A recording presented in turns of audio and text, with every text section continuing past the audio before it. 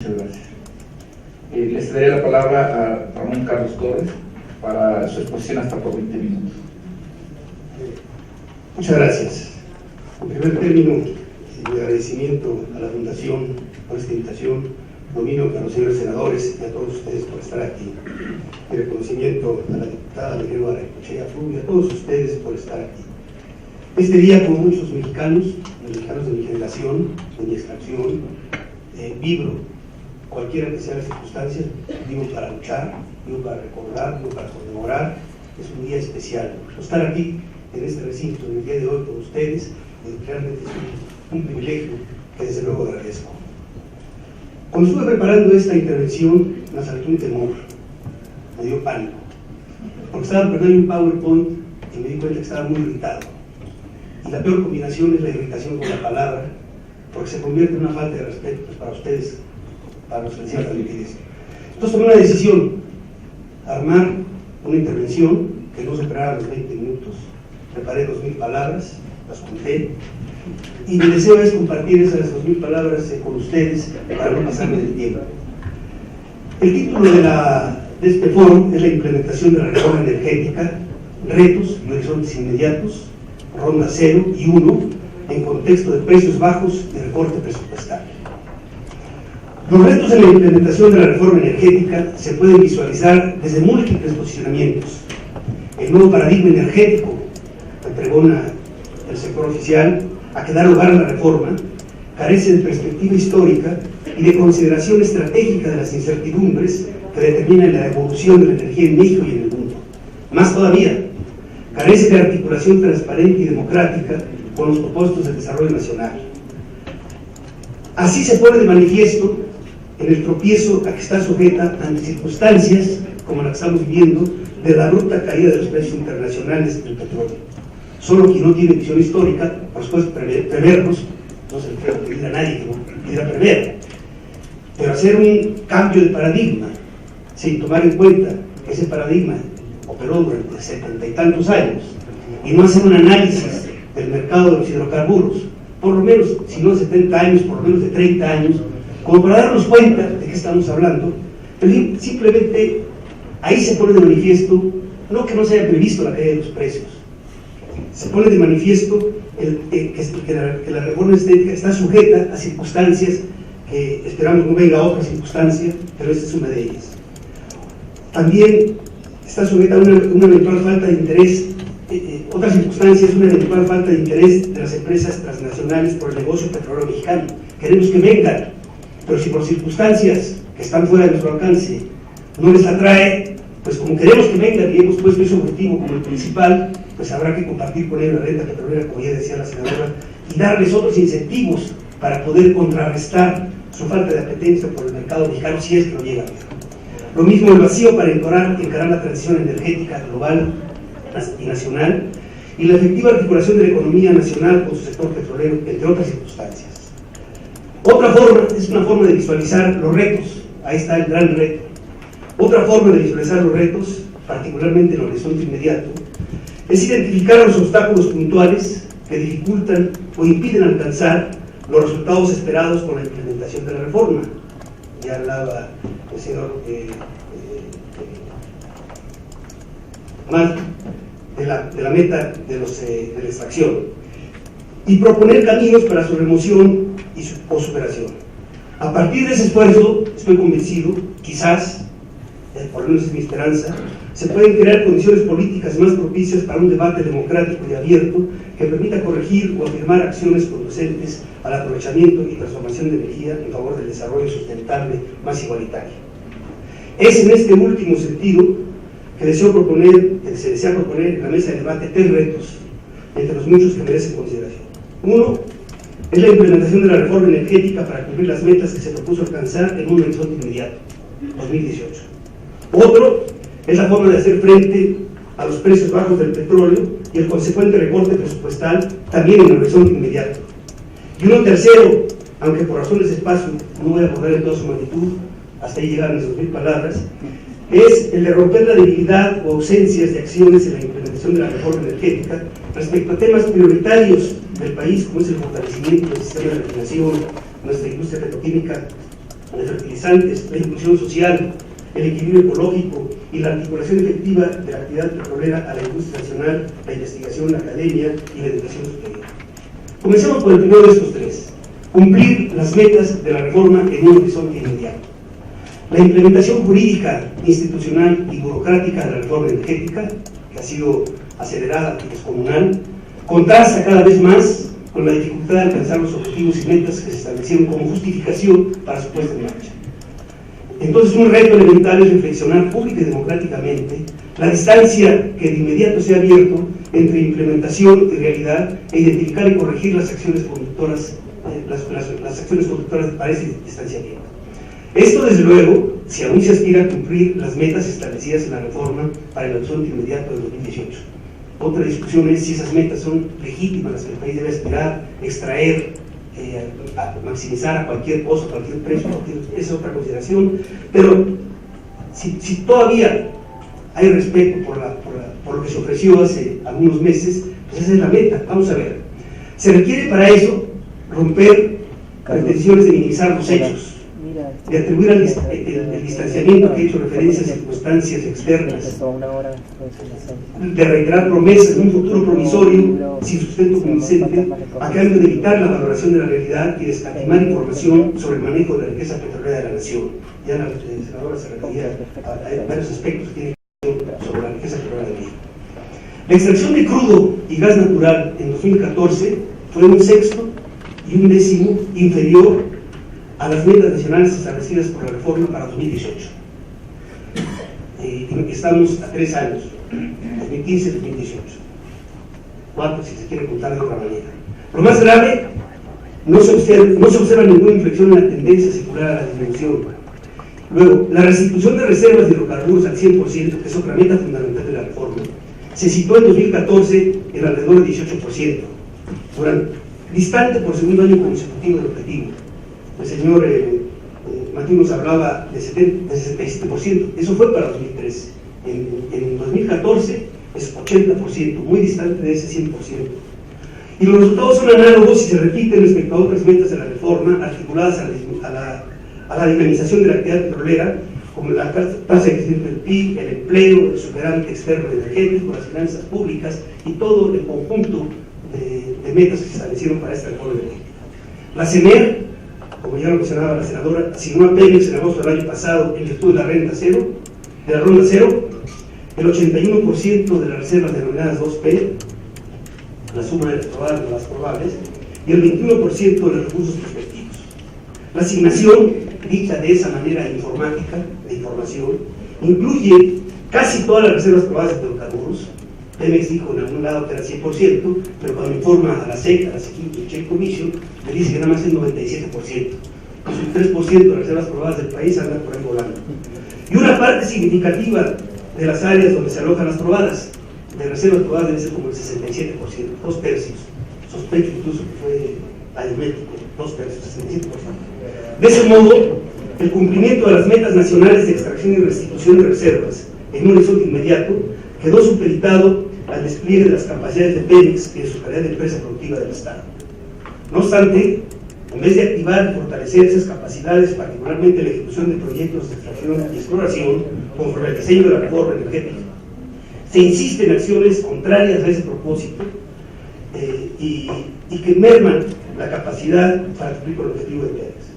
Vean ustedes, el argumento medular de los impulsores de la reforma fue abrir a las empresas privadas el aprovechamiento del subsuelo mexicano, especialmente, como mencionaba la senadora, fue repetido reiteradamente, está en los escritos, en aguas profundas, en formaciones de Lutitas y en Chicoltepec, a fin de hacer acopio de inversiones, para entrar a eso, que se decía, no hay soluciones de alcance, de tecnología y de una asunción compartida de riesgos para suplir las carencias que se le veían a la institución estatal. El argumento sigue siendo cuestionable, aunque finalmente sea el que privó en el diseño de la reforma. Lo cierto es que ese argumento no se puede extender a las capacidades de Pemex para operar en aguas húmedas y áreas terrestres convencionales.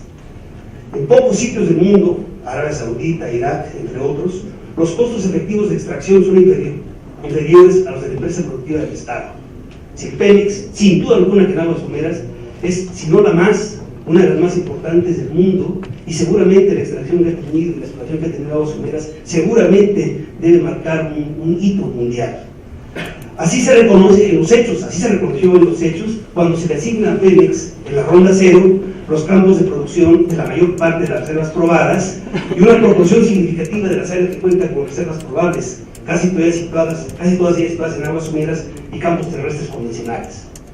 Sin embargo, múltiples acciones como decía la implementación de la reforma energética no se alinean con ese objetivo.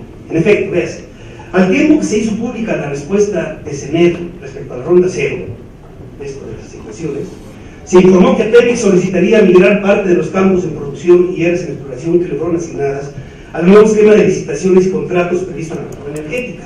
De entrada, inmediatamente que se da a conocer la respuesta a la solicitud, de inmediato va por delante la amenaza de la migración. El volumen de reservas 2P propuesto en este momento para migrar cubre nada menos que la quinta parte de las que fueron asignadas. Se trata de campos y áreas correspondientes, se explicó, a 22 contratos vigentes que suscribió Pemex en el pasado con empresas privadas, los contratos de obra pública financiada, que son un poco la secuela de los PIDEGAS, y los contratos integrales de exploración y producción, con todo lo que la legitimidad jurídica que dio lugar, que requirió un procedimiento de la Corte. Y luego también 14 campos de extracción y exploración en los que mediante contratos farm out, hay que entrar ya al idioma, se pretende establecer asociaciones con empresas privadas extranjeras. Hasta hoy, 18 de marzo de 2015, no se ha producido tal migración. A lo cual se suma ahora la incertidumbre, ahora originada por las nuevas circunstancias del mercado internacional de los hidrocarburos. No solo eso, el presupuesto autorizado a Pemex para inversiones en proyectos de producción y exploración en 2014 superó en términos reales apenas un 1% la cifra del año anterior, a pesar de las tareas encomendadas. El volumen de información sísmica 2D y 3D disminuyó en ese año 11 y 57% respectivamente. El número de pozos terminados en operación decreció 35 y 3%. Los equipos de perforación se redujeron en 29% los de exploración y 13% los de desarrollo. Entonces es fácilmente previsible el impacto de estos indicadores en la actividad de Pemex para la consecución de los objetivos de producción y exploración incluidos en la ronda cero.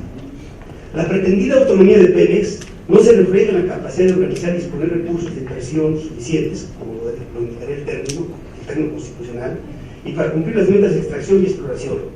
Véanse algunas evidencias. Alrededor de $46 por cada barril producido en 2014, cifras, se destinaron a solventar la carga fiscal y los costos financieros de la empresa. $46 por barril. En contraste, solo $15 se presupuestaron para financiar proyectos de inversión en exploración y extracción. Luego, la reestructuración financiera de Pemex contemplada en la reforma energética para migrar pasivos laborales aún no se implementa.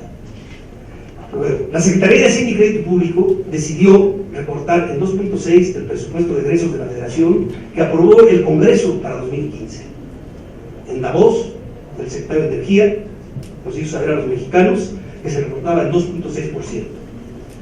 La mitad de ese recorte, cuando digo la mitad, no estoy hablando de 45, 55, estoy hablando de 50.1 y de 49.9. La mitad de ese recorte recayó sobre Pemex y un 8% sobre CFE, una cifra que tiene 4 ceros, 10,000 millones de pesos, solamente para indicar la precariedad del recorte, que uno lo entiende si es que está en algún sitio lejano como es Davos, Suiza, sin que a la vez, y aquí viene lo grave, se hace el recorte, sin que a la vez se ajustaran los respectivos presupuestos de ingresos y el balance financiero al que deben sujetarse ambas empresas productivas del Estado en conversión.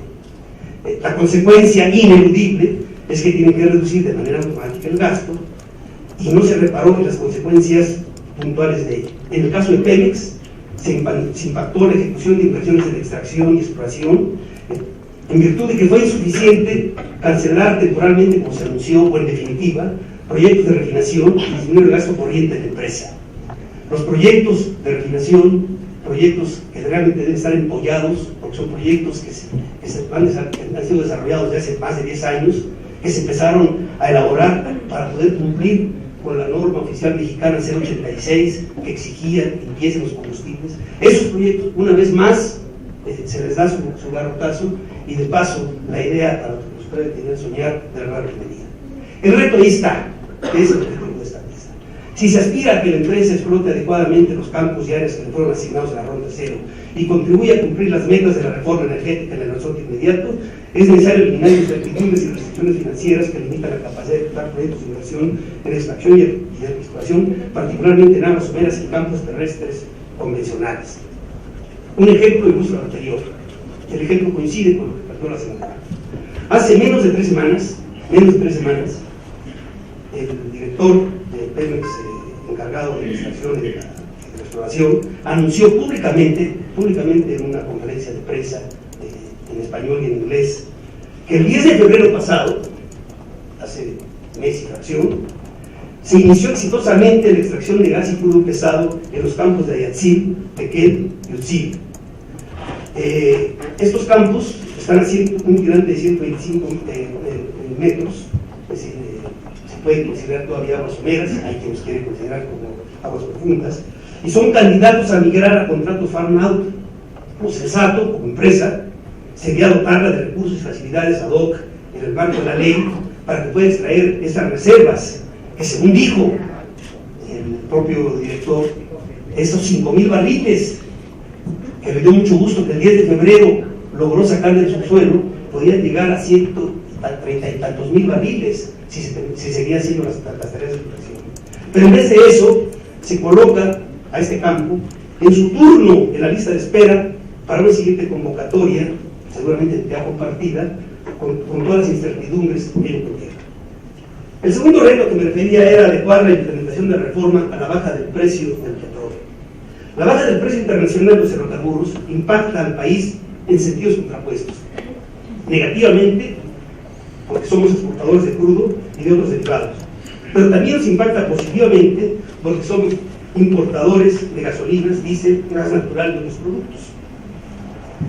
Veamos, en 2014 el valor de las exportaciones y de las importaciones petroleras fue casi el mismo, 41,000 millones de dólares, como resultado de la tendencia secular observada en lo que fue el tradicional superávit energético de la balanza comercial petrolera. Por primera vez, no sé si en 30 años o más, México tiene un saldo en donde las exportaciones petroleras igualan a las importaciones petroleras.